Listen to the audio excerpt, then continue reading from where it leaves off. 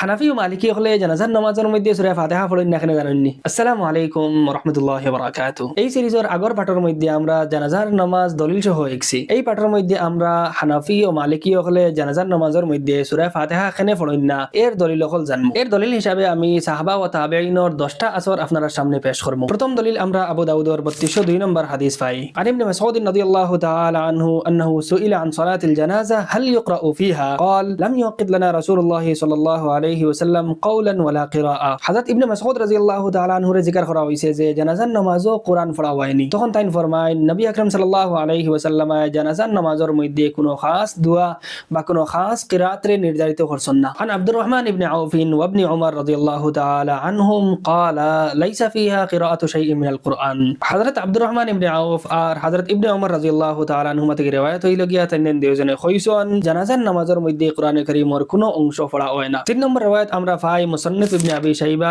3 নম্বর জিলদর 178 নম্বর পৃষ্ঠা। আন আবি জুবাইর আন জাবির রাদিয়াল্লাহু তাআলা আনহু قال ما باح لنا رسول الله صلى الله عليه وسلم ولا ابو بكر ولا عمر في الصلاة على الميت بشيء।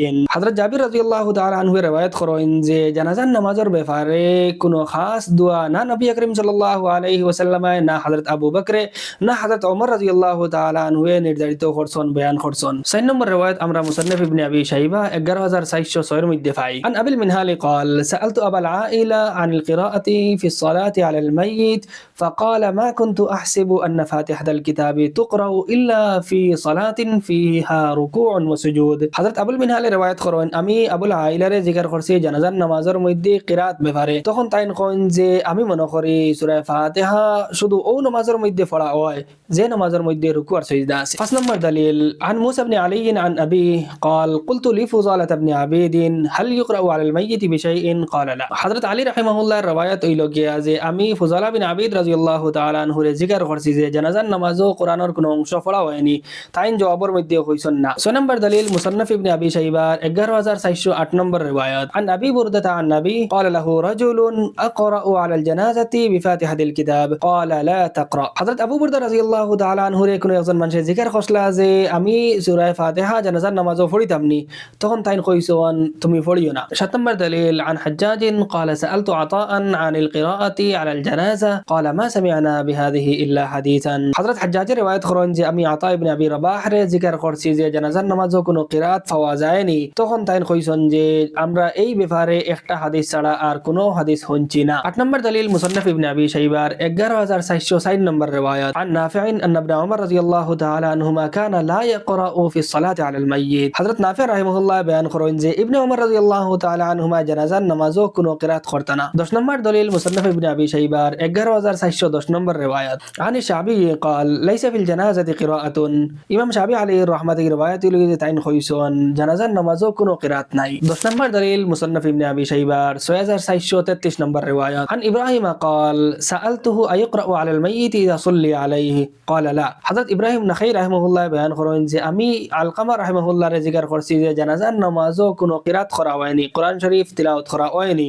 তখন তাই কইছেন না। এখন আমরা জানবো যে জানাজার নামাজও সূরা ফাতিহা না পড়ার পক্ষে কুরুনে সালাসা সাহাবা তাবেঈন তবে তাবেঈনের মধ্যে খারা খারা আসলা। সাহাবাগুলোর মধ্যে হযরত ওমর ইবনে ওমর আবু হুরায়রা আলী ইবনে আবি তালিব জাবির বিন আব্দুল্লাহ ফুজালা বিন আবিদ ওয়াসিলাত ইবনুল আসকা রাদিয়াল্লাহু তাআলা আনহুম ওয়াল আসলা। আর তাবেঈন তবে তাবেঈনের মধ্যে আল কাসিম বিন মুহাম্মদ সালিম বিন আব্দুল্লাহ রাবিআ ইয়াহইয়া ইবনে সাঈদ আতা ইবনে আবি রাবাহ তাউস ইবনে সিরিন সাঈদ ইবনে জুবাইর ইমাম মুজাহিদ ইমাম শাফি সুফিয়ান সাউরি ইমাম আবু হানিফা ইমাম মালিকের মতো বড় বড় ফকিহ হল আসলা। ইমাম মালিক আলাইহির রাহমাহ বয়ান করেন যে মদিনা শরীফও জানাজার নামাজও সূরা ফাতিহা পড়া হইতো না। বুখারী 1353 নম্বর হাদিসের মধ্যে ইবনে আব্বাস রাদিয়াল্লাহু তাআলা আনহুমার যে আসরটা পাওয়া যায় এই আসরটা আমরার বিরুদ্ধে যায় না।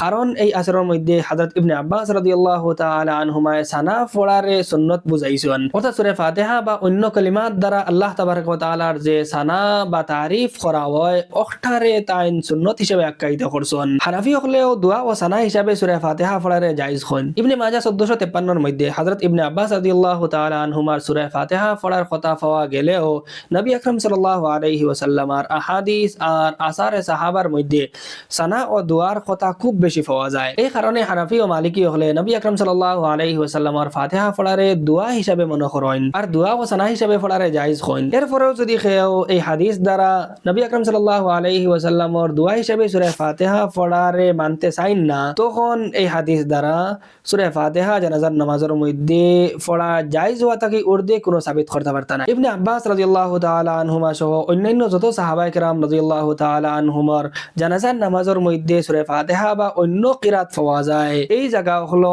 সাহাবায়ে কেরাম রাদিয়াল্লাহু তাআলা আনহুমে কিরাত হিসাবে সূরা ফাতিহারে পড়িছেন না, বরং সানা ও দোয়া হিসাবে পড়িছেন। আবু দাউদের 1492 নম্বর হাদিসের মধ্যে নবী আকরাম সাল্লাল্লাহু আলাইহি ওয়াসাল্লামের জানাজার নামাজের মধ্যে সূরা ফাতিহা পড়া পাওয়া যায়। এই হাদিসের একজন রাবী ইব্রাহিম বিন উসমান একজন যায়িফ রাবী। ইমাম তিরমিজি আলাইহির রাহমায় 1026 নম্বর riwayat করার পরে কোন যে এই হাদিসটার সনদ এত মজবুত নাই, কারণ এই riwayatর মধ্যে একজন ইব্রাহিম বিন উসমান একজন মুনকারুল হাদিস রাবী। এই সব দলাইলের পরেও কথা ক্লিয়ার হয়ে গেল যে হানাফি হলে যে তরিকায় জানাজার নামাজ আদায় করেন এটা হাদিস সম্মত, হাদিসের বিরুদ্ধে নাই। এই ভিডিওর মাধ্যমে আপনারা যদি নতুন কিছু শিখে থাকেন তাহলে ভিডিওতে একটা লাইক দিবা, কমেন্ট বক্সে জানাইবা যে ভিডিওটা কিলা লাগছে আপনারা, শেয়ার করিয়া অন্যরাও দেখার সুযোগ দিবা।